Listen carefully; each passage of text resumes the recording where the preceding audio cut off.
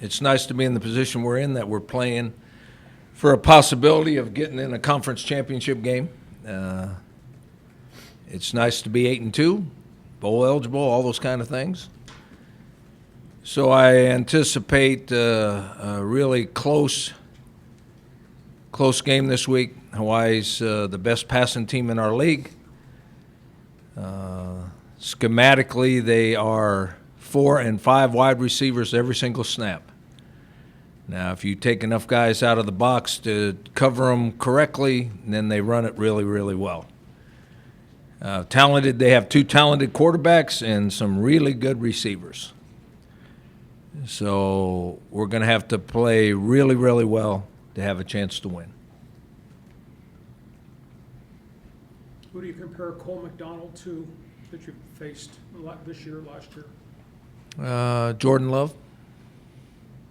I hope I got the right one because there's 2 Loves. Both of them are pretty good. Both those quarterbacks named Love are pretty good in our league. Is he a rhythm guy, a power passer? What is he? He's very accurate with the football. He winds up a little bit to throw it, if you're looking for characteristics, but he can throw all the routes. He's got a strong arm, so if they beat you deep, he can throw it deep, all those things. Are they pretty dangerous yards after catch, or do they just go down the field? No, they dump it off and let those guys make you miss. The system is such that every tackle is made in the open field. Every single tackle is made in the open field. And even if you're playing zone coverage, a lot of those tackles are one-on-one tackles in the open field.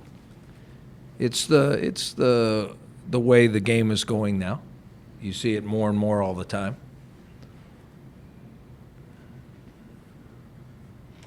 How much are they like San Jose State, and how much are they not? The only resemblance between them and anybody else in our league is when the other teams in our league go 4 and 5 wide receivers.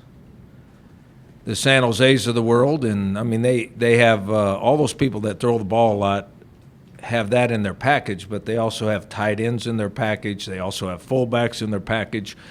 They also have double tight ends formations in their package. These guys don't. These guys have at least 4 wide receivers in the game all the time. And then every once in a while they'll throw 5. They'll take the running back out of there and throw 5 wide receivers in there. It's very formation-wise, it's very simple. Scheme-wise, it's as difficult as defense in the triple option. And I still think the triple option is the best offense ever designed. This is very similar on the opposite end of the scale. It's very difficult to get ready to play these guys. What can you say about what Roll has just done there? I know Hawaii's not the best economy, but they've showed a ton of improvement since he's gotten there. Oh, he's a really good guy that really knows what he's doing, and I can understand that his players like him and are playing hard for him. And obviously their talent level is improving, so he's an awful good recruiter too. Since he played there, he probably understands how things work there and the culture there and all that, and that probably has helped him too. But he's an excellent coach that seems to be in the right place. He's got 34 transfers, like on his 90-man roster. How hard is that to incorporate so many new people from so many different systems and places? It's all determined on what kind of kids they're letting transfer in there. In this day and age, there's a lot of people out there transferring that don't think they're playing enough or for other reasons. And I'm sure that he's done this. If you're very, very careful about recruiting a transfer, you have to check their personalities and how they view the game. If all you do is recruit and allow transfers that are team guys, there's no problems whatsoever. There's no issues whatsoever. If they're not team guys, they can cause you a problem. No matter how skilled they are or how good they are, they can cause you a problem if they're not team guys. If they're not team guys, There's no issues whatsoever. I mean, they come there with some experience. They know how to play football. They also know a college playbook and all that stuff. It's actually really, really easy if the kid's got the right personality. Are there any extra challenges to playing on the road in Hawaii? Is it just another road game at the end of the day? Well, I think it's like playing in New York too. I mean, it's jet lag.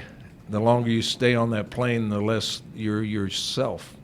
I don't think there's a fatigue factor whatsoever, but there is a little bit of a hangover from being in an airplane that long. The real problem is not that game; it's the game after it, because you basically lose a whole day in an airplane, lose a day of preparation, lose a day of rest, all those kind of things for your next game. How confident are you the way your defense has been playing? Have they had to step it up again even more so, or just keep playing, doing what they're doing? Well, if they do what they're doing, we're okay. But they're faced with a much bigger challenge, or I don't know if challenge. They're faced with a huge challenge, but the challenge is completely different than anything we've seen all year long.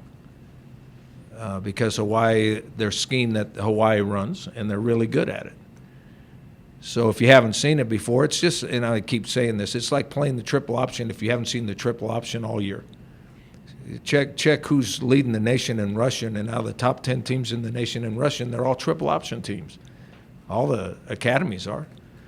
Well, there's a few guys like Hawaii, but we haven't played anybody like Hawaii all year long. So getting ready for that kind of scheme in a week is very, very difficult.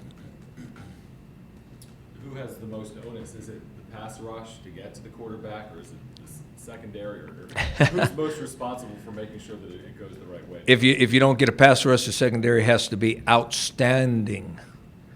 If you get a pass rush, the secondary doesn't have to be as good. And I think every game is determined up front first. It's not determined by the guys up front, but if you win the battle up front, you're most likely going to win the game. If it's equal, the battle up front is equal, now it's the skill guys that decide who wins the game. When you saw them beat Arizona and then Oregon State right out of the gate, what'd you think? I picked them. If anybody remembers, when everybody asked me who I thought was going to be the better teams in the league, I told them Hawaii, because they had a lot of their players coming back and their quarterbacks were coming back. So it's not surprising to me at all. Besides that, it's not surprising to me at all that anybody in our league can beat any of those guys.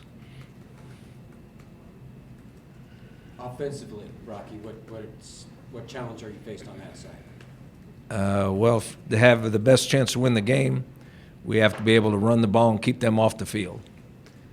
And so that's the biggest challenge we have. I mean, they're big, strong young men up front for Hawaii.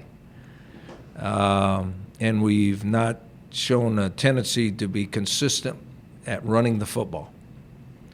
So we got to be able to run the ball, keep the ball away from them, and eat up some clock and score some points. What's the injury for as of today? Active this practice with a calf bruise or something? He was at practice. He didn't miss practice. He didn't do much. He has a bruised calf muscle. So hopefully it'll be a little bit better today and a little bit better tomorrow and a little bit better by Saturday so he can play. Coach, is it nice at least to face, I know you're one game at a time, but you get Hawaii and then BYU. Is it nice to at least keep it in the general idea of similar offenses back-to-back weeks? Well, I haven't watched BYU on film, but I'm not sure they're similar. I mean, anybody that throws the ball out, you're going to think is similar, but they're not. I mean, our last game, they throw the ball quite a bit too, but they use a lot of different formations and a lot of different personnels. And these guys are very, very simple on who they have on the field. They're pretty simple on what they do. They just do it all day long and very, very well. And they spread you from sideline to sidelines, and there's a whole bunch of one-on-one open field tackles, if you're close enough to cover them in the first place.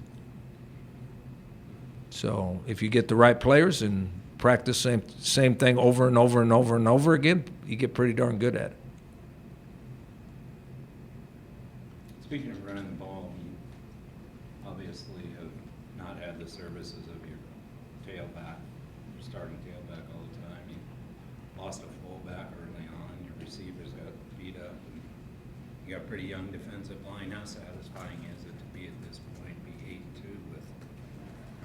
Well, I mean, I mean, we're happy. I mean, we're happy that we're where we are. The number one goal in the program is to win the conference championship, and we're 10 games in, and we still have a possibility of getting in that championship game. So, you know, in winning 8 games, if you look at the history of San Diego State in the last 30 years or so, and you take the last 10 years out of it, there's very few 8-win seasons in there. Very few. A lot of people around here forget that.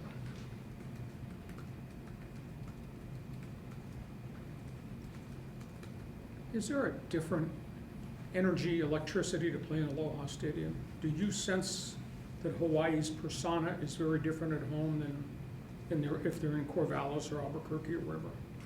I think they play better at home. I think they're more comfortable there. And I think that their team is really good this year, and it's been a while since they were playing for a chance to win a championship. And my impression, and I recruited Hawaii when I was at Oregon State, my impression of Hawaii is they really like football. The Hawaiians do. So I assume it's going to be a pretty good crowd, and there's going to be a lot of energy in the stadium.